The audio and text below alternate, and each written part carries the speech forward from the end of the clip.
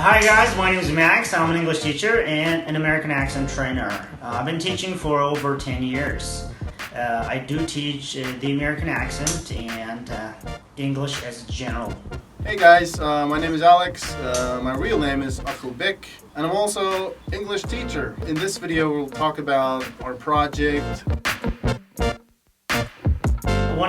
When I was at school, actually high school, I just want to go abroad, man. This is the first thing that I really want to do it, and this is the first step. You gotta know English, because anywhere you want to go is English. That's the first start. Okay, so this is very important stuff, and we'd like to switch to maybe Korean. What do you think? Let's do it. Бана мен бир нерсем бар эле ошол кантип мен ушинтип американецтерди кылып аңчы сүйлөй алам деп ошого аябай концентрация кылдым эле да. Ошонун аркылуу Германияга чыктым, Германиядан Америкага бардым, Америкадан окууну бүтүрүп анан Москвада иштеп, баары Кытайда иштедим. Ошо Германияда окуп, Америкада окуп бүтүргөндөн кийин анан Москвага келдим. Москвада биринчи ошол жөнөкөй баягы финанста иштеп, анан эмеде иштеп жүрдүм, сейлста, мындай продажада. Бирок карасам мен көбүрөөк возможностум тилде экен да, баягы сабак берүүдө. Ошо Москвада аябай возможность ошол жакшы экен. Анан мен италия жакшы көрчүм да. Бирок стереотип бар го, мисалы мугалимдер жакшы айлык таппайт деген үчүн мен баягы менеджер, топ менеджер болом, ошентип жүрөт элем. Кийин көрсөм Москвада тескерисинче экен да. Москвада бир жагынан жакшы көргөн нерсем сабак берүүчү, мындай орустарга сабак бердим, корпорат баягы Lukoil, Gazprom, Rambler ушундай компанияларга сабак бердим. Анан ал жерде и айлыгы да аябай жогору, и өзүңө өзүң мындай айтканда боссун да, негенде эчким эшкилебейт, сабактарды эме калсын, сабак барсаң берсең акчаң көп, бербесең акчаң жок дегендей. Масылбек менен таанышканда аябай бир мындай күчтүү мугалимди көрө элек болчумун да. Анан мен ойлогом да, эгер сиз ушундай күчтүү адис болсоңуз, өзүңүз экономика тармагында окуп жүргөн болсоңуз, анан эмнеге мугалимдикке келдиңиз десем, сабак берүү аркылуу көбүрөөк таасир бере алат экенмин дегениңизде мен кантип эле ушул сабак берип башка адамдардын жашоосуна таасир бере алат экен депчи. Себеби мен адамдардын жашоосун өзгөртүүгө аябай чоң салым кылам да.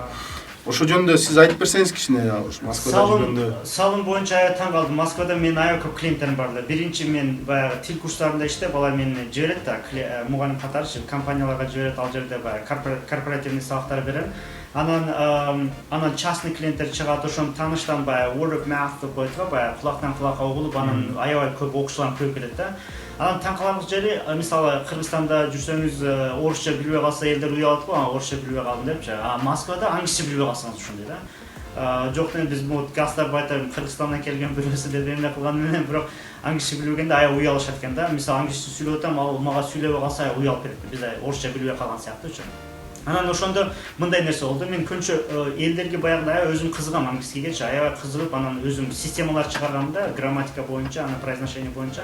Анан ушуларды мындай сабак өткөндө, мисалы мындай чоң жерде иштеген, Lukoil'да иштеген мисалы эме клиенттер да, эме сабак өтүп, анан определенный нерсени түшүндүрөм да, ошол кишилер айтат да, мисалы менде 20 жылдан бери англисче окутам, ушуну түшүнбөптүрмүн деп, аябай мындай сабак бүткөндөн кийин ошо издеп жүрүп тапкан нерсесин түшүнгөндөн кийин ондай бетинде көрөсү да кандай кубанычынчы, баягы издеп жүрүп таппай эми таап алган нерсеси. Мисалы мына эме чактар боюнча, чактар времена, англисче орусча времена дейт го, чактар. Мисалы чактарды, мисалы мектепте окушат, университеттерде окушат, анан баягы түшүнүшпөйт да, аябай көп чак бар да. Мен ушул убакытча канча жолу канча чак бар деп англисче сурасам, аябай көп эмелер берет, сандарды, там 4, 5, 16, 32 деп эч качан мындай бир 10% кишилер билет да, ошо 12 чак болгончу. Анан 12 чакты схемага коюп туруп, бир эле 20 мүнөттүн ичинде ошо чактар аттардын, анан жардамчы этиштерин жаттап алат. Анан кийин уже все связкалар калат, ал жерде схема бар да, визуальный мындай визуальный сразу түшүнүп калат да, анан болду да ужечи. Аны эгер мектептерде окуткан эмес да, ар бирине отдельно окуткан үчүн окуучу өзүнү кошо албайт. Баягы мен кылган схемада, чактардын схемасында, анан жардамчы этиштеринде аябай логика бар, аны визуальный түшүндүрмөлөр бар, анан уже бир көргөн киши мындай жаш бала да сразу түшүнүп алат анычы. Ошону көргөндө айтат да, дейт да, бир советский киши ушуну түшүндүрө алмак эмес дейт да. Эми ал убакта мени американский произношение деп американецтер эме кылып жиберчү да.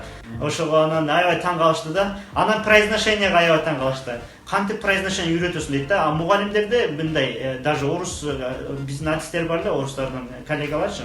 Алар айтат да, сен американский произношение, американский акцентти эмнеге түшүндүрөсүң? Ал жөн Америкада эле сүйлөйт да, сен азыр интернациональный акцент дейт. Макул дедим, анда мен ал китепти окутам, анан аякта аудио эме койгондо ал жерде бир тан сүйлөсө, уже мен түшүндүргөн американский акцент менен башкача болуп калат. Ошо мен американский китеп издеп жүрөм десем, ал менен жок дейт да. Американский акцент үйрөнүш бул жөн эле нерсе эмес. Мен ушуга кандай барам, мисалы акыл сени биринчи көргөндө, сен англисче произношение аябай сонун, мен аябай таң калдым да. Бир эле жыл калып Америкада калып ушунча произношение кылсаң, I say, oh, man, this is and I таң калдым. Анан It's too much, man. I'm gonna fly right now. Yeah, no, it's true, man, it's true. Туура айтам. Мисалы, мен байкадым, анан изилдедим. Ошо Америкага баргандар же барбагандар, Америка акценти аябай жакшы болгон кишилер, булар мындай таланттуу кишилер деп билдим да. Жөнөкөй карапайым калып, жөнөкөй окуучу мындай акцентке жетиш аябай кыйын, негине таланты жок анынча. Негине мектептерде окутулбайт акцентче, же университеттерде окутулбайт анда. А мен ошондой система кылдым, чтобы жөнөкөй окуучу деле, азыр эле WhatsApp'та сабак берип атабыз го, жөнөкөй окуучу деле уже кыргызча түшүндүрөбүз да, мисалы, определенный звуктар түшүнөбүз да, мисалы, американецтердин звуктары арттан келет да, мисалычы, good дейт да, астынан good. Ошондо мисалы через өтөт да, деген тамганы билсеңиз, деген тамактан келет го. Ошо бүт үндү тамгалар өдөн өтөт да, hot, мисалы good, very nice, мисалы ошо сыяктуучу. Ошо техниканы үйрөнгөндөн кийин любой киши сразу американ акцентинде сүйлөй алат. Мен буну практикада көрдүм. Мени мисалы үчүнчү көп окуучуларым азыр мен окуй аламбы дейт да. Өзүнө ишенбей сурайт да. Мен анан ошолорго кантип жооп берем? Мен жооп берем мындай да, мындай аябай мисалы караңыз. Адам баласы бул аябай комплекс, аябай кандай десем, мындай укмуштуу бир жаратылган эме да, жаратты мен, Кудайдын жаратылган дейли. Кандай укмуш деген? Азыр мисалы ойлоңуз, образованияңыз, мындай билимиңиз барбы, жокпу, тоодо төрөлдүңүз, өсүп атасыз, туурабы? Тоодо төрөлдүңүз, мындай китеп көргөн эмес өмүрүңүздө, эчтеке кылган эмес, дүйнөнү билбейсиз. Анан ата-энеңиз менен сүйлөшөсүз, балам барып суу алып кел десем, эмне кыласыз? Барып суу алып келесиз.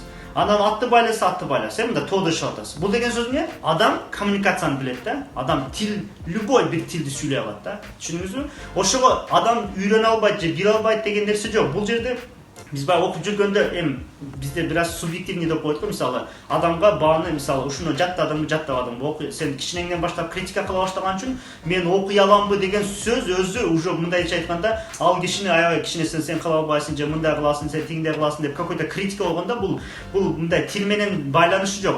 Просто психологический эме да, кандай десем, эме да, калып калган нерсе. Демек, ар бир адам үйрөнө алат, туура? Ар бир адам үйрөнө алат.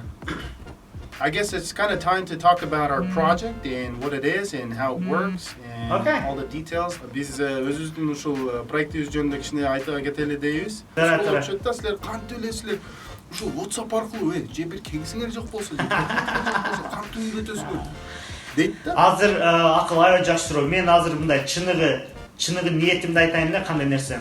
Азыр биз 21-кында жашайбыз да. Мына айылдагы бирөөнүн телефону бар, WhatsApp бар, аяктан сүрөт жөнөтөт, бирөөгө эме кылат, иштерин бүтүрөт, малды айдап келди, даже баласына там методо жүрсө айтат, Бул WhatsApp азыр аябай powerful device. Not a device, it's an application. WhatsApp бул аябай күчтүү бир эме да, приложение. Көп иш бүтүрөт, бул эмесечи.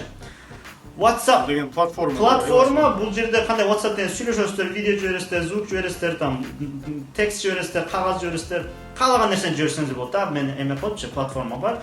Анан буну мисалы эгер туура жерге колдонсоңуздар, мындай гений болуп кетесиздер. Анан жөн развлечение колдонсоңуздар да болот. Итагиле азыр бүт элдер колдонот, там бирөөнүн күлгөнүн жиберет, бирөөнүн видеосун жиберет сыяктуучу. Азыр биз ошону колдонуп, азыр сабак өтө баштадык. Биринчи жагы, эң жакшы жагы эмне? Сиздер уже баягындай традиционный эмес, бир нерсеге байланып, университетке бармайынча аңчы үйрөнбөйм деген нерсе жок ужучу. Бул жерде бир нерсе бар, бир нерсе. Адам каалаш керек да. Любом случае кааласа, а калганы уже проблема жок. Биринчи WhatsApp бүт нерсени көрсөтөт, там видеону жиберет, бүт эмелер жиберет, сабактар жиберет. И ал жерде сакталып калат дагы. Анан кайра көрөсөңүз да болот. И биз атайын мындай компактный кылып кыска түшүндүрмөлөр менен жиберебиз. Ошону билсеңиздер бүттү. Андан көп дагы ишине келген кереги жок. Ошо WhatsApp аркылуу биз азыр группа ачып уже баштадык. Бир ай өттү, анан уже результаттар аябай жакшы болуп атат да. Мындай адамдар уже мындай Америка акцентин кантип сүйлөшүнү уже техникаларын үйрөнүп калгандан кийин уже өзүнө аябай уверенность келе баштады да ужечу. Окуучу сурат да, биз канча саат өтөсүңөр депчи. Анан мен мындай карап көрсөм, эгер кеңседе өткөн сабактар Мисалы үчүн кеңседен 1,5 саат 2 саат болот да, туурабы Максбек? Туура биз Андан ашык болбойт да. Эми обычный сабак, мындай адаттагыдай сабак 1 саат, 1,5 саат, анан ашып барса 2 саат өтөт. Анан ошол 2 саатта канча бир 6, 7, 8 студент болот, 10га чейин студент болушу мүмкүн. Анан ошол студенттер бир теманы өтүп, анан аны түшүнбөгөндө кайра сурап, аны мугалим кайра кайталап, анан доскага жазып, өчүрүп, кайра жазып, кайра өчүрүп жүрөт да эми. Анан ошентип 1,5 саат, 2 саат өтүп кетет да. Анан мен мындай видео сабак жасап атам да. Азыр мен мына видеону жасадым. Ушул сөздөрдү айттым, ушинтип түшүндүрдүм. Бул эч кайерга кетпейт да. Мисалы үчүн жанагы студент азыр что-то түшүнбөдүм десе, кайра эле баса, кайра эле ошону көрөт. Мисалы үчүн ошол жагы сонун экен да. Анан мен мисалы үчүн ойлоп карадым да. Өткөн аптада мугалим эмне деди эле деп түшүнбөйт да. Просто өткөн аптадагы видеолорду эле мындай группадан карап эле ошону баса, кайра ошол урок чыкты да.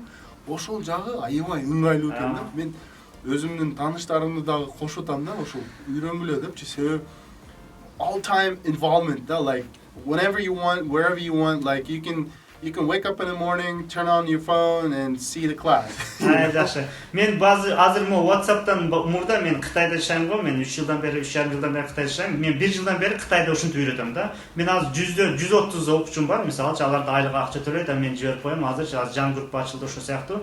Буну мен уже жибергенден кийин мен ошол жактан аябай отзыв бар го, алар айтышты да. Hey Max, you're great. Мага айтты да, максат, аябай жакшы нерселерди, Max, аябай жакшы нерсе үйрөтөт экенсиң. Бизге аябай кызыктуу болду деп, анан тааныштарга айтып, ошону группа көбөйттү. Мен бир группаны 6 ай үйрөтүп, жаап, анан экинчи группаны ачтым. Ошо 1 жылдан бери уже ушинтип сабак берем да.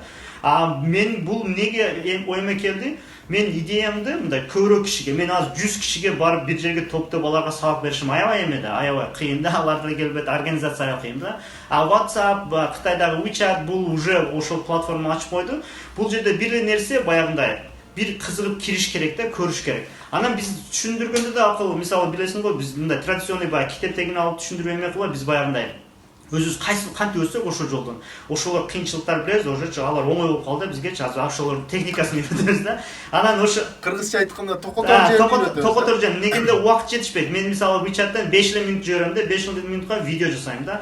5 минутта бир теманы алам, аны өтөм, анан ошол жердеги аябай токотор жөн айтам. Мындай башка көп нерселер айтканга уже видео толуп калат. Ошого биз аябай кандай десем, фокус болуш керек да, мындай концентрация болуш керек. Кайсы теманы өтөсүң, кайсы нерсенин маанилүү. Маанисиз нерселерди айтып уже тема 5 минут бүтүп калса, 10 бүтүп калса, уже бул эме болуп калат. Ошого биз ошого даярдайбыз. Токотор жерин айтабыз, ошон үчүн ал киши аябай ошону кайра көрүш керек да, түшүнбөй калса, 10 жолу көрсө уже вообще мастер болуп калат да, уже. Wow man, I feel so proud about myself. Сен бир нерсени 100% билсеңчи, бир нерсени 100% билсең, ушунчалык рахат аласың бирөөгө түшүндүрүп бергенде. Мисалы, Америка акценти бар го, мисалы, ры тамгасы, мен Кыргызстанда жүргөндө досторум бар, сабак окуп Американский университетке барышкан. Анан мен алардан сурайм да, алар айта алат. Мисалы, мен кичкене мектепте окуп жүргөндө, деп айтат, мен биринчи курста даже ошондой элем. Анан мен кантип айтасың десем, билбейм дейт да, мындай. Айтам дейт, бирок түшүндүрө албайм дейт. Анан мен түшүнө ошо ды 6 ай үйрөнгөнгө аракет кылдым да. Анан уже техника бир американка бар эле, мындай тилиңдин четин тийгесинде аны көтөрүп мындай десең чыгат деди. Бир жолу дегенден кийин аны все болду да. Бир звукту үйрөнүш аябай кыйын да, татаал. Азыр биз бүт звукту үйрөнүп чыктык го, биз азыр Америка акценти менен сүйлөйбүз го. Уже бүт звуктарды билем да, кантип чыгарышты. Мен аны кыргызча түшүндүрөм, же орустарга орусча түшүндүрөм. Анан айткандан кийин дегенден кийин уже алар да сезип, уже айтам могул жактан звук чыгарасың деп, уже мындай кандай десем, бул мындай да, звук деген мындай. Баягы орусчада бар го, по одежке встречает, по уму провожает дегенчи. Ошол мындай эле сөз да, по произношению встречает, по грамматике и лексике провожает. Мындай адамды биринчи көргөндө эмне, кийим менен кабалсың, мындай бул мындай депутацияга окшойт, там бул чоң жерде иштеп окшойт, костюм кийип алыптыр деген сыяктуучу. Ошол звугубуз ошондой да. Мындай биринчи впечатление бар го, биринчи впечатление. Бул уже звук, произношение. Неге сиз баягы интервью, собеседованиеге барганда мындай жакшы кийинип барасыз, эме каласыз, неге? Биринчи впечатление важно деп ошону эме кыласыз да. Мисалы, ошону таштап, чтобы жумушка киришке оңой болсун деп жасанып аласыз. Анан ошол нерсе сүйлөгөндө, мисалы, кыргызча сүйлөсөк, орусча сүйлөсөк, биздин азыркы темабыз англисче болгон үчүн биринчи звуктарыбыз жакшы, мисалы, hi, my name is Akılbek, or hi, my name is Max, or Maxa, nice to meet you деп эки сүйлөмдү жакшы сүйлөп койдуңуз, уже все. Ал тегишинин көзүндө Мен- аябай эме болуп калат да. Булчу аябай жогору впечатление болуп калат. Мен азыркы иштеген жериме бир американец келди да. Орусчаны суудай билет экен да. Мен аябай көп иностранецтер көргөм, орусча сүйлөгөнчү мынтип. Как дела? Хорошо деп ушинтип мындай ушинтип сүйлөшөт да. Анан алар менен сүйлөшкөндө аларга өзүнчө мындай аларга жардам берип сүйлөйсүң да. Себеби ойлойсуң ал кыйналып атат, ага жардам бериш керек, аракет кылып атат депчи. А бирки американец: я говорю по-русски, да, я очень хорошо говорю по-русски. Я долгое время жил в России. Кадимки орусчаны сүйлөп баштады да. Анан баягы киши менин көз алдымда уже американец болбой калды. Ал менин көзүмдө орус эле болуп калды. Анда жашоосунда орус тилин үйрөнгөнү аябай көп убакыт кетириптир. Убакыт коротуп, ошонун артынан түшүп үйрөнүптүр деген сезим келди да. Бир жолу эле сүйлөсөң, бир жолу акцентиң сонун, тилиң сонун болсо, уже сени адамдар башкача кабыл алып калат экен да. Окуучуларыбызга биз менен айтам да, мен окуучуларга айтчу, силерге азыр мен үстүңөргө баягындай Gucci, Armani да кайсы баягы бренд, дизайнер брендтер бар, мисалычы, аябай маркалар бар, ошону ки Adidas да, Express деген ошондойлор кийгизип атам дейм да. Негенде силердин акцентиңер оңдоп атам. Бул деген сөз силердин одеждаңар, силердин машинаңар там, силердин үйүңөр боло сыяктуучу там. Или аксессуарлар болот го там, алтындан шакек там, iPhone GT, ошолорда биздин бул техникаларыбыз ошолорду мындай үйрөтөт да, аябайчы. Менден көбү сурайт, биз ушул акцент эле үйрөнөбүзбү депчи. Жок, акцент эле үйрөнбөйбүз. Биз деген акцент бул биздин мындайча айтканда уникалдуу бир продукциябыз да. Мен Германияда жашадым, Турцияда жашадым, Россияда жашадым, Кытайда жашадым. Мында акцент үйрөткөн бир эме жок, курс жок. Мотивация бул эң эле негизги нерселердин бири десем жаңылышпайм да. Себеби азыр Максат байке айтып берет,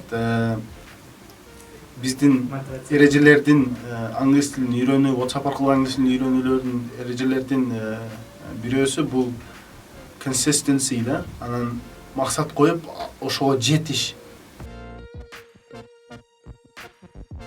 Эгер сиздер да катышсаңыздар, мындай 3 суроого жооп берсеңиздер да. Биринчи эмне каалайсыздар? Кандай результат? Мындай цель эмес, мындай максат эмес, бир результат бар го. Мисалы, сиз аябай жакшы сүйлөп калдыңыз акцентиңиз менен мындай элдер менен сүйлөп атасыз, же конференция берип атасыз 300 кишинин астындачы. Ошо сыяктуу бир эме кылыңыздар, результат. Кандай результат каалайсыздар? Ошону билишиңиздер керек. Экинчиси, буну эмне үчүн каалайсыздар? Why? Why do you need that? Purpose or reason? Не себептен, не үчүн, не максаттан ушул результатты каалайсыздар? Ошого жооп беришиңиздер керек. Эгер андай жооп бере албасаңыздар, анда мотивация жок болуп калат да. Сиздер өзүңүздөр мен ушундай кылам, ушун үчүн каалайм дегениңиздерден кийин сиздердин уже максатыңыздар аябай ачылат дагы, уже сиз конкретный билесиздер каяка карап кетип атканыңызды. Үчүнчүсү massive action plan. So биринчиси, what exactly you want? Number 2 is like, why do you want that? What's your purpose? And number 3 is the massive action. Үчүнчүсү уже план коюп, кантип ошого жетесиздер. Ошону кыласыздар, уже бирөөсү WhatsApp English. WhatsApp English биз сиздерге азыр Алайда болосуздарбы, Баткенде болсун, Нарынчы, Тоодо болосуздарбы, любой жерге ушу сабагыбызды жеткире алабыз да. Бул сабак деген мен просто ушу 10 жылдан бери сабак берип атам го. Бунун качествосын кандай билем? Мен өзүмдү мактап эме же могу жакшы деп эмес, просто мен отзывдар баягы элдердин айткандарын угуп эле анан кийин өзүм аябай ишениш керек да. Негенде бул продукция өтө да, бул мындай ходовой товар экен сыяктуу болуп калды да магачы. Ошого анан каяка барсам мен сразу Кытайга келдим, сразу мен мындай кылам деп сразу эме кылам, элдер алат уже. Азыр менин сабактарым толуп калган, дагы ошондой да.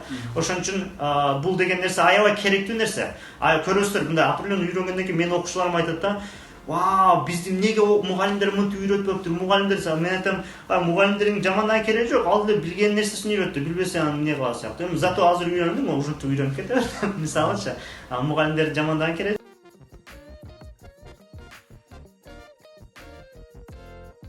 Мен оюмча кылган эң жакшы да, не болсо дагы кылган. Күнүң туруп сен жанагы японский философиядагыдай күнүң туруп сен ошол сен ой максатыңа койгон ой максатыңдын үстүнөн 5 минут иштесең дейт, сен ошол максатыңа жетесиң дейт да. Бул деген привычка да. То есть эмне кылбагыла силер аны кылышыңар керек да. Бул өтө маанилүү нерсе.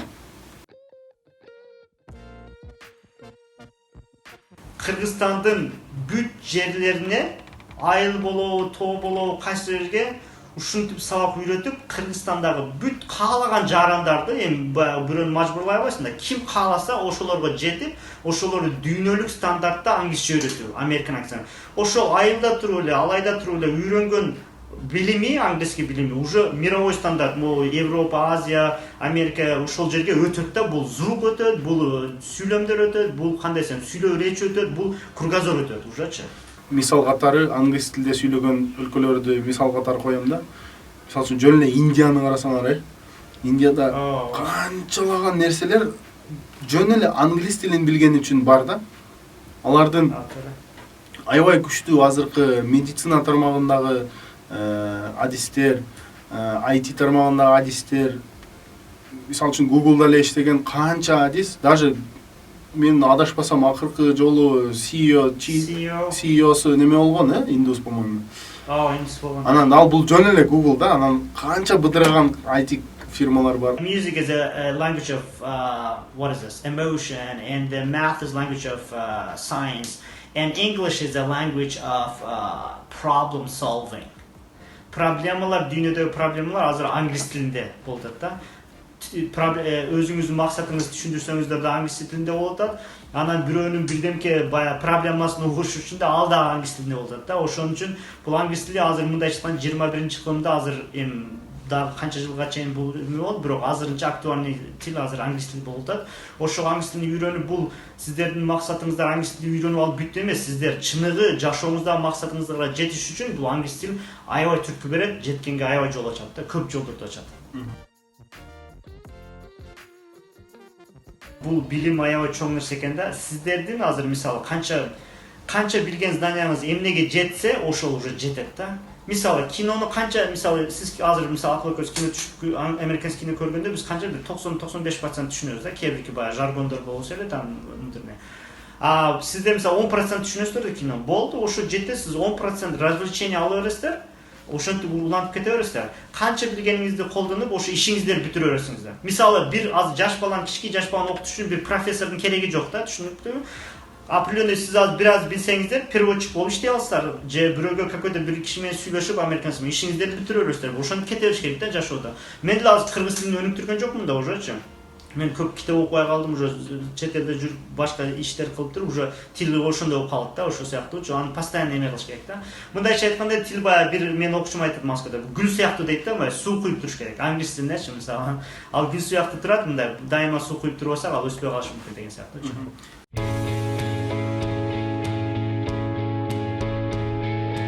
Okay guys, thank you for watching, and we're so glad to share our knowledge and our ideas and our projects, and please be with us and join us and learn the American accent, and we're so happy to share our knowledge. And I know he's so, you know, he's you know, like excited about it, you know, and me too. To say the least, you know, to say the least, I'm not only excited, I'm fired up, you know what I mean? Like, yeah. I like working in a team, and I like working on stuff that brings a lot of goodness to the world, like makes a lot of positive action. Like, by the way, I'm helping people. I love what you said in your previous video. You said I help people, Max. I love it, you know, because you're actually helping people, you know.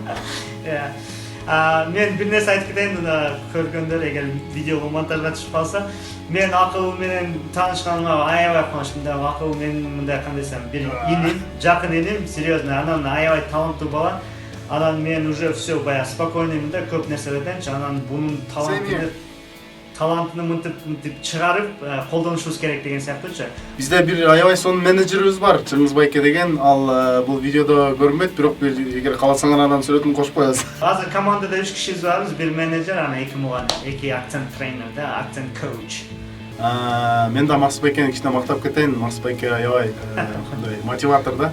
Мен мисалы үчүн мынтип бензин ада болуп, мынтип кыйшайып баратканда этип желдеп коет да, дагы кайра кете бересиң. То есть YouTube каналыбыздагы же Instagram баракчабыздагы видеолорду байкап туруңуздар. Биз ал жакка сабактарды чыгарабыз, же болбосо негизи жашоодо кээ бир өзүбүз үйрөнгөн нерселер жөнүндө сөз кылабыз. биздин каналыбызга жазылып, анан англис тилин үйрөнүп баштагыла. Биз аябай силерди күтөбүз. Силердин колуңардан баары келет, ар бир адам кыла алат бул нерсени. Английскийден проблема болсо just чала бериңиздер. WhatsApp үйдөрүндө отуруп алып чалабыз. Проблема жок. SMS жөнүндө жооп беребиз. Сиздерди кандай биз билген нерселерди сиздер менен бөлүшкөнгө аябай кубанычтабыз.